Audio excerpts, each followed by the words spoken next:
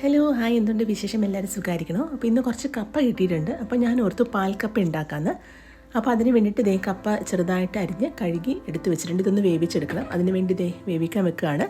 ആവശ്യത്തിന് ഉപ്പിട്ട് കൊടുത്തു. ഞാനിത് കുക്കറിലാണ് വേവിക്കണത്. കുക്കറിൽ വേവിക്കുകയാണെന്നുണ്ടെങ്കിൽ നമ്മൾ വെയിറ്റ് ഇട്ട് കൊടുക്കുക, പക്ഷേ വിസിൽ കേൾക്കരുത്. അതിന് മുന്നേ തന്നെ അത് ഫ്ലെയിം ഓഫ് ചെയ്ത് മാറ്റി വെക്കണം. അപ്പോൾ അത് വേവട്ടെ. ആ സമയം കൊണ്ട് ഞാൻ ബാക്കിയുള്ള ഇൻഗ്രീഡിയൻസ് റെഡിയാക്കാം. ഞാനൊരു 10 അല്ലി ചുമന്നുള്ളി എടുത്തിട്ടുണ്ട്, 2 പച്ചമുളക്, ഒരു ചെറിയ പീസ് ഇഞ്ചി, കുറച്ച് കറിവേപ്പില. ഇനി ഇതെല്ലാം ഒന്ന് ചതച്ചെടുക്കുകയാണ്. ഇത് വേണമെങ്കിൽ മിക്സിയിലൊന്ന് ക്രഷ് ചെയ്തെടുക്കാം, പക്ഷേ ചതച്ചെടുക്കുന്നത് ഭയങ്കര ടേസ്റ്റാണ്. അപ്പോൾ അത് കാരണം ഞാൻ ചതച്ചെടുത്തിട്ടുള്ളത്. അപ്പോൾ നമ്മുടെ കപ്പ എന്തായി നോക്കാം. ഇതേ കപ്പ കറക്റ്റ് പാകമായിട്ടുണ്ട്.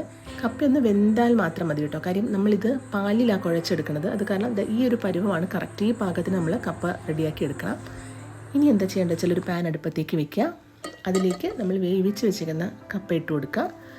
കപ്പ ഇട്ടതിന് ശേഷം അതിലേക്ക് നമ്മൾ ചതച്ച് വെച്ചിരിക്കുന്ന ഉള്ളിക്കൂട്ടില്ലേ, അതും കൂടെ ചേർത്ത് കൊടുക്കുക. അപ്പം കപ്പയും ഉള്ളിക്കൂട്ടും ചേർത്തതിന് ശേഷം ഇതിനകത്ത് തേങ്ങാപ്പാൽ ആണ് ആഡ് ചെയ്യാനുള്ളത്. തേങ്ങയുടെ 2ാം പാൽ ആഡ് ചെയ്യണം. 2ാം പാൽ ഞാൻ 1 കപ്പാണ് ഇതിലേക്ക് ആഡ് ചെയ്ത് കൊടുക്കുന്നത്. 1 കപ്പ് 2ാം പാൽ ആഡ് ചെയ്തതിന് ശേഷം ഇതൊന്ന് ഈ പാലിൽ കപ്പയൊന്ന് കുഴഞ്ഞ് വരണം. അതുവരെ ഒന്ന് വെയിറ്റ് ചെയ്യണം. അപ്പോൾ നമ്മൾ ആവശ്യത്തിന് ഉപ്പ് ഇപ്പോൾ ചേർത്ത് കൊടുക്കുക കേട്ടോ. പിന്നെ ചേർക്കാൻ പറ്റില്ല. അപ്പോൾ അതിപ്പോൾ ആവശ്യത്തിന് ഉപ്പ് ചേർത്ത് കൊടുത്ത് ഈ കപ്പ ഈ പാലിലൊന്ന് കുഴഞ്ഞ് കിട്ടണത് വരെ ഒന്ന് വേവിച്ചെടുക്കാം. ഇതുപോലെ ജസ്റ്റ് ഒന്ന് ഇളക്കി കൊടുത്താൽ മതിയാവും.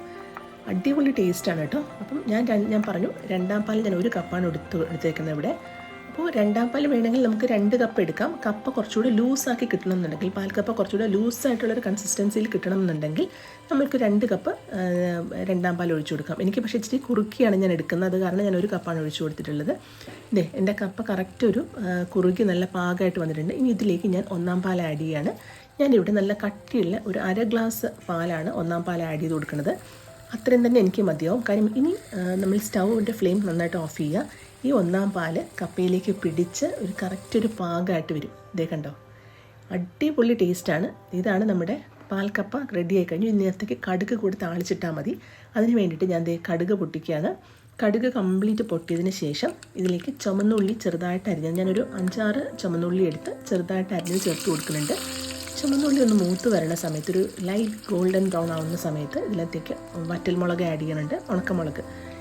അപ്പം ഈ മുളകും ഉള്ളി നല്ലതായിട്ടൊന്ന് മൂത്ത് കിട്ടണം. ഒരു ബ്രൗൺ നിറമാവണത് വരെ, ഉള്ളി നന്നായിട്ട് ബ്രൗൺ നിറമാകുന്ന വരെ മൂപ്പിച്ചെടുത്തതിന് ശേഷം കറിവേപ്പില ആഡ് ചെയ്ത് ഇനി ഈ കടുക് താളിച്ചതിനെ നമ്മൾ കപ്പയിലേക്ക് ചേർത്ത് കൊടുക്കണം.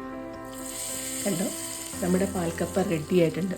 പിന്നെ ഞാൻ നേരത്തെ പറഞ്ഞു പാൽക്കപ്പ 2 കൺസിസ്റ്റൻസിയിൽ നമുക്ക് എടുക്കാം. നല്ല ഗ്രേവി ആയിട്ടും എടുക്കാം, കുറുക്കിയെടുക്കാം. അപ്പോൾ ഞാനിവിടെ ഇപ്പോൾ കുറുക്കിയാണ് എടുത്തേക്കണത്. കാര്യം ഞാൻ ഇന്ന് ഇതിൻ്റെ കൂടെ ഉണ്ടാക്കിയത് ചിക്കൻ കറിയാണ്. അപ്പോൾ നമ്മൾ കറി പോലുള്ള സംഭവങ്ങൾ ഉണ്ടാക്കുന്ന സമയത്ത് പാൽക്കപ്പ ഒന്ന് കുറുക്കിയെടുക്കുക. ആ സമയം നമ്മൾ ഫ്രൈ പോലെ, അതായത് നമ്മൾ റോസ്റ്റ് പോലെയൊക്കെ തീരെ ചാറില്ലാത്ത കറികൾ ഉണ്ടാക്കുന്ന സമയത്ത് പാൽക്കപ്പ ഒരു ഗ്രേവി പോലെ ആക്കിയെടുക്കുക. പാൽ കുറച്ചേറെ ആഡ് ചെയ്ത് നന്നായിട്ടൊന്ന് ലൂസായിട്ടുള്ളൊരു ഫോമിൽ എടുക്കുക. അപ്പം എങ്ങനെ എടുത്താലും ടേസ്റ്റിൽ നമ്പർ 1 ആണ് പാൽക്കപ്പ. അപ്പം എല്ലാവരും ഒന്ന് ട്രൈ ചെയ്ത് നോക്കുക. സാധാരണ നമ്മൾ കപ്പ പുഴുക്കും കപ്പ പുഴുങ്ങിയതൊക്കെ അല്ലേ കഴിക്കുക.